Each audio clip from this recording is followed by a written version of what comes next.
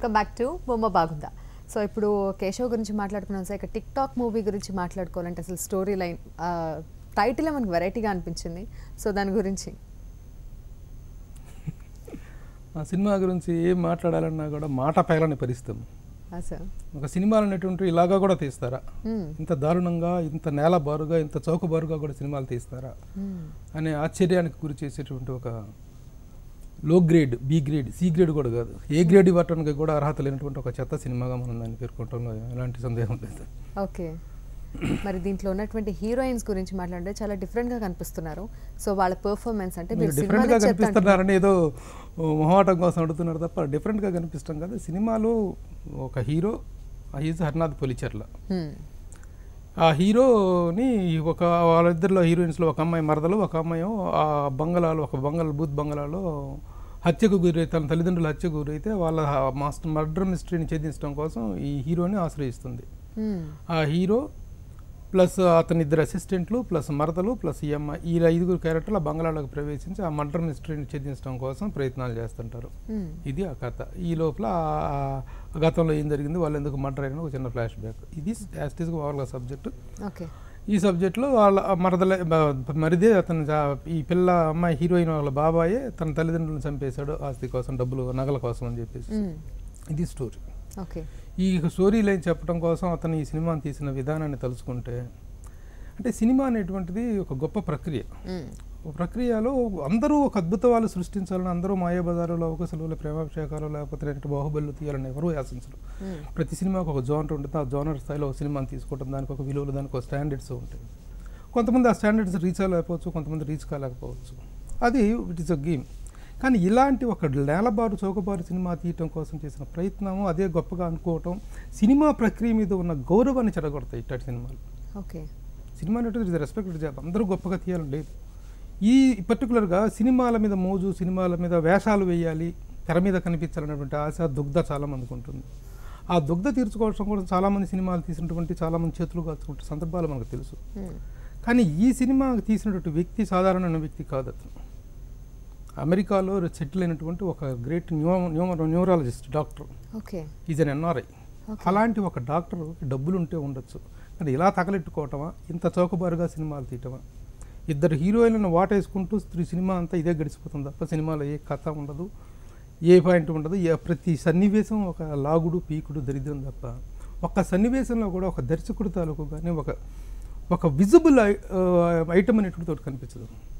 ఈ సినిమాల గురించి నిజంగా రివ్యూ చేయడం కూడా దండగా, ఇలాంటి సినిమాల గురించి సమీక్షించుకోవడం కూడా దండగా. ఇదే కనుక ఎవరో థర్డ్ గ్రేడ్ పర్సన్స్, ఎవరో ఊళ్ళ నుంచి వచ్చేసి కష్టపడి డబ్బులు సంపాదించుకొని సినిమాల మీద మోస్తూ సినిమాలు తీసే థర్డ్ గ్రేడ్ పర్సన్స్, టేస్ట్లెస్ వాళ్ళు, అనుభవం లేని వాళ్ళు, ఏ స్థాయి లేని వాళ్ళు తీశారంటే ఓకే, వాళ్ళ స్థాయిది కాబట్టి అని మనం సంశయించుకోవచ్చు. ఈ హర్నాథ్ పొలిచెర్ల అనే వ్యక్తి సంవత్సరానికి ఒకసారి వచ్చేసి సినిమా తీసేస్తుంటాడు, అడ్డందిడ్డంగా తీసిపడేస్తుంటాడు. ఏం తీస్తాడో ఏం చేస్తాడో కూడా మనకు తెలియదు. ఆ సినిమాలు చూస్తుంటేనే అతని విన్యాసాలు, అతని బాటేసే చెప్పడానికి కూడా అంత దారుణమైనటువంటి విన్యాసాలు, డ్యాన్సులు చేస్తుంటాడు. చేసేసి తెర మీద తన వికృతానంతా ప్రదర్శిస్తుంటాడు. బట్ అది అతని టేస్ట్. నా డబ్బు నా ఇష్టం అనుకున్నప్పుడు నా రివ్యూ నా ఇష్టం అని చెప్పుకునే హక్కు నాకు కూడా ఉంటుంది యాజ్ ఎ మీడియా పర్సన్గా. It's not that. బట్ ఒక సినిమాకు ఉంటే రెస్పెక్ట్, ఒక స్థాయి వ్యక్తి ఇలాంటి నేలబారు సినిమాలు, చౌకబారు సినిమాలు, సినిమా మీద రెస్పెక్ట్ చెడగొట్టడం అనేటువంటిది మాత్రం భావ్యం కాదని చెప్పుకోవచ్చు. ఓకేనంటే బాహుబలి అంటే అంత పెద్ద సినిమాలు వస్తున్న ఈ టైంలో కూడా ఇంత చౌకబారు సినిమాలు మీరు అన్నట్లుగానే అంత చెత్త సినిమాలు తీసి జనాలకు ఏం తీసుకెళ్దామని ఇలాంటి సినిమాలు వస్తున్నాయంట. అదేనండి, సినిమా పిచ్చి అనేటువంటి చాలా మందికి ఉంటుంది. కొంతమంది ఇప్పుడు నిన్న చనిపోయినటువంటి కేకే శర్మ అనేటువంటి ఒక senior artist railway engine driver ఆయన. ఇంకా చాలామంది గవర్నమెంట్ ఆఫీసర్స్ కూడా ఉద్యోగాలు మానేసి వచ్చి సినిమాలు చేసుకోవడం, సినిమా ఇండస్ట్రీ కోసం ఆ వేషాల పిచ్చిలో వచ్చినటువంటి వాళ్ళు చాలామంది ఉన్నారండి. ఉన్నా కూడా దాని పట్ల ఒక గౌరవం, రెస్పెక్ట్ ఉండాలి. నా డబ్బు ఉంటే నా ఇష్టం ఉన్నట్టు తీసేస్తాను, నా డబ్బు ఉంటే మిగతా మీరు అడిగే నెక్స్ట్ ప్రశ్న అంటే మిగతా హీరోయిన్లు ఏంటండి, వాళ్ళ పర్ఫార్మెన్స్ ఏంటి, కెమెరామెన్ ఏంటని అడుగుతారు మీరు న్యాచురల్గా.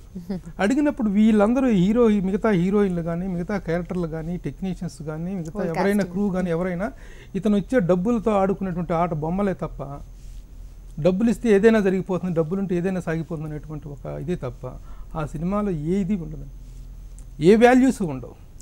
మేకింగ్ వాల్యూస్ కానీ, టాకింగ్ వాల్యూస్, డైలాగ్స్ కానీ, ఒక స్క్రీన్ ప్లే కానీ, ఒక మ్యూజిక్ కానీ ఏ వాల్యూస్ ఉండవు. నోటికొచ్చింది తీయటం, నోటికొచ్చింది మాట్లాడటం, నోటికొచ్చింది చెప్పడం. That is what is the content of this film tick talk. Harinath Policherla from USA. ఓకేనండి. సో మీరు చెప్పినటువంటి ఈ హరినాథ్ పొలిచెర్ల గారు ఇంతకుముందు కూడా హోప్ లాంటి సినిమాలు కూడా తీశారు. అంటే కొన్ని సినిమాలు సంవత్సరానికి ఒకసారి తీస్తారని మీరు అంటున్నారు. అందులో హోప్ లాంటి సినిమాలో రామానాయుడు గారు కూడా నటించారు.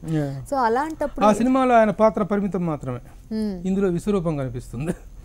అందులో ఒక చిన్న క్యారెక్టర్గా వచ్చేసి వెళ్ళటం మాత్రమే. అది ఎందుకంటే అది వేరే ఒక కాన్సెప్ట్లో తీశారు. దట్స్ కూడా వేరే సతీష్ ఆయన డైరెక్టర్ ఆ కాన్సెప్ట్లో తీశారు. అందులో పరిమిత పాత్ర మాత్రమే. ఇందులో మొత్తం ఈయనే ఇద్దరు హీరోయిన్లను పక్కన వేసుకొని వాళ్ళతో డ్యూయెట్లు, వాళ్ళతో ఇది ఒక ఐటమ్ సాంగ్లో డ్యాన్స్లు విన్యాసాలు చేయొచ్చండి. మీకు ఇంట్రెస్ట్ ఉన్నప్పుడు ఎవరైనా చేయొచ్చు. ఎవరికైనా ఇప్పుడు ఏ అర్హతలు లేకుండా రాగలిగినట్టు ఫీల్డ్ ఏదైనా ఉన్నదంటే రెండే ఉన్నాయి. ఒకటి సినిమా ఫీల్డ్, రెండు రాజకీయ రంగం. అర్హతలు కాకుండా ఎలాగ ఎవరైనా ఎంటర్ అయిపోవచ్చు. కానీ ఎంటర్ అయిపోయిన వాళ్ళు కొన్ని అర్హతలు నేర్చుకోవాలి, కొన్ని స్టాండర్డ్స్ మెయింటైన్ చేయగలగాలి, నియమాలు పాటించగలగాలి. డబ్బుండి కూడా ఈ విధంగా ఇంత దిగజారుడు స్థాయిలో సినిమాలు తీయటం మాత్రం కరెక్ట్ కాదు. ఓకే, ఈ మొత్తం సినిమాలో ఎక్కడైనా మనం ఒక్క పాజిటివ్ థింగ్ అని మాట్లాడుకోవడానికి స్కోప్ ఉందండి? పాజిటివ్ థింగ్ అంటే లేదు అసలు. కాన్సెప్ట్లో from the beginning, from the first frame to last ఫ్రేమ్లో ఈ పర్టిక్యులర్ పార్ట్ బాగుంది, ఈ డైలాగ్ బాగుందని చెప్పడానికి లేదు. అతను వ్యక్తిగతంగా ఆ తర్వాత క్రూను కూడా ఇంటర్వ్యూ చేయడం జరిగింది. అక్కడ ఏటి బాబు ఏంటి ఈ సినిమాని ఎలా తీశారు ఏంటంటే, ఎవరు మమ్మల్ని ఏం చెప్పమంటారు సార్, మాకేం తెలియదండి, ఆయన ఏం చెప్తే చేయించుకోవటం తప్ప చేయటం తప్ప మాకేం సంబంధం లేదండి, అది అంతా ఆయనే కర్త కర్మక్రియ అంతా ఆయనే. అంటే మనకు బాధాకరమైన విషయం ఏంటంటే, ఒక విదేశాల్లో స్థిరపడి గొప్పగా సంపాదించిన ఒక డాక్టర్, విపరీతమైన విశేషమైన పలుకుబడి పేరు ప్రఖ్యాతులు ఉన్న డాక్టర్ ఇలాంటి బిలో ద బెల్ట్ సినిమాలు తీయటం, ఇలాంటి బిలో ద స్టాండర్డ్ సినిమాలు తీయటం అనేటువంటి కరెక్ట్ కాదు. ఈ సినిమా అనేటువంటి 24 క్రాఫ్ట్స్, అన్ని క్రాఫ్ట్ల వాళ్ళు కష్టపడి చేసేటువంటి డైరెక్టర్ జాబ్ డైరెక్టర్ది, ప్రొడ్యూసర్ జాబ్ ప్రొడ్యూసర్ది, హీరో జాబ్ హీరోది, టెక్నీషియన్స్ ప్రతి దాంట్లో ఏలు పెట్టేసేసి కాలు పెట్టేసి మొత్తం నేనే సర్వాంతర్యామి అనే స్థాయిలో సినిమాలు తీయటం అనేటువంటిది సినిమాని అవమానపరచడం, సినిమాని కించపరచడం. ఇలాంటి పనులు ఇంకొకసారి ఎవరు చేయకూడదండి. డబ్బులుంటే దాచిపెట్టుకొని ఇంకేమైనా చేసుకొని ఇంకా అతనికి ఏమైనా ఇద్దరు హీరోయిన్లు వాటేసుకోవటమే సినిమా మొత్తం. సినిమాకు లాస్ట్ ఫ్రేమ్ వరకు మధ్యలో అక్కడిక్కడ తప్పితే ఆ ఇద్దరు హీరోయిన్లతో గారి రొమాంటిక్ టిక్ టాక్లు తప్ప వేరే ఏమీ లేదు సినిమా. అవి చేసుకోదలుచుకుంటే బయట కూడా ఆ సరదా సినిమా పేరు మీద సరదాలు తీర్చుకోదలుచుకుంటే బయట కూడా తీర్చుకోవచ్చు అండి. తనకున్నటువంటి ఇలాంటి వీక్నెస్లు ఉంటే బయట కూడా తీర్చుకోవచ్చు. కానీ తెర మీద ఇలాంటి అసభ్యాలను దరిద్రాలు చూపించకూడదు. ఓకే అండి, మరి ఇంత లో గ్రేడ్ మూవీస్ పైన సెన్సార్ ఎందుకు రియాక్ట్ అవ్వలేదంటారు?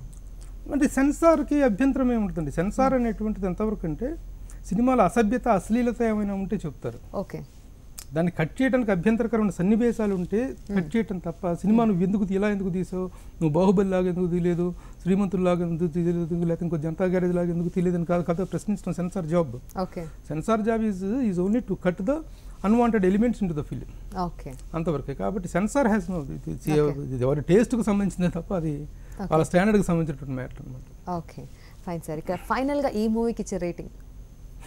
నేను ఎంత చెప్పిన తర్వాత కూడా మీరు రేటింగ్ అడుగుతున్నారంటే, ఓకే, దీని నుంచి అసలు ఎటువంటి రేటింగ్ కూడా ఎక్స్పెక్ట్ చేయలేదు. 00 is my rating to this film. 0 ఇస్తారు సాధారణంగా, 00 is my rating to this. అంటే మైనస్ గ్రేడ్ లో కూడా ఇచ్చి ఫస్ట్ రివ్యూకి అలాంటి ఒక మైనస్ గ్రేడ్ రేటింగ్ సంపాదించిన తొలి సినిమాగా మనం దీన్ని టిక్ టాక్ మాట్లాడుకోవచ్చు. Okay, fine sir. ఈ రోజు రిలీజ్ అయినటువంటి కేశవర్కి టిక్ టాక్ రివ్యూ అందించినందుకు thank you so much sir. ఇదండి ఇవాళ బొమ్మ బాగుందా. Stay tune to HM TV.